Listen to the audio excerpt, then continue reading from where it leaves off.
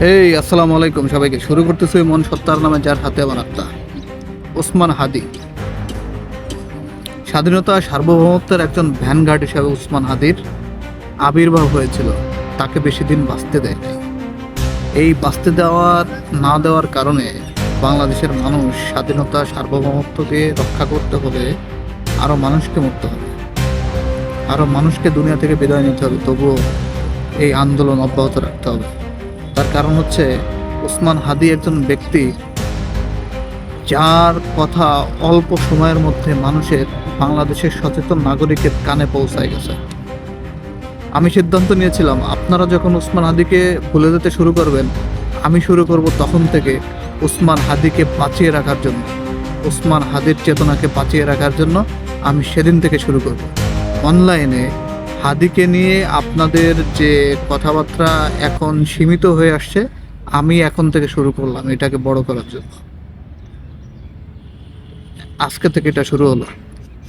প্রতিদিন 30 সেকেন্ড হলেও আমি একটা ভিডিও দিব, অন্তত একটা স্ট্যাটাস দিয়ে হাদির কথা আপনাদেরকে স্মরণ করিয়ে দেব যে হাদি এই দেশের স্বাধীনতা সার্বভৌমত্বকে রক্ষা করার জন্য তার যে আন্দোলন, এই আন্দোলনকে বাঁচিয়ে রাখতে হবে।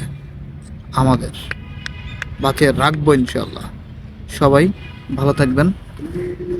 তা পরিশেষে আরেকটা কথা বলতে চাই যে আপনি আপনার ভবিষ্যৎ প্রজন্মকে কি জবাব দেবেন বলেন?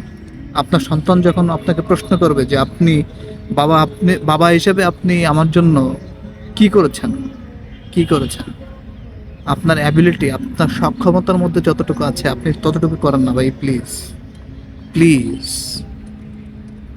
আপনার সিদ্ধান্ত, আপনার সমর্থন এমন একটা জায়গা যাওয়া উচিত না সেই আবার ওই ভারতের আধিপত্যবাদের পুনর্জন্ম হয় এই দেশে।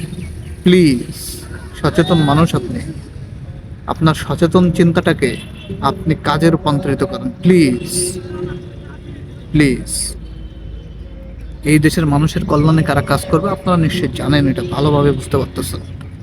তো প্লিজ ভাই, আপনার একটা ভুল সিদ্ধান্ত আপনার সন্তানকে, মানে তার ভবিষ্যৎকে একটা দুর্বৃত্তদের হাতে তুলে দিতে পারেন না। Please please. আসসালামু আলাইকুম।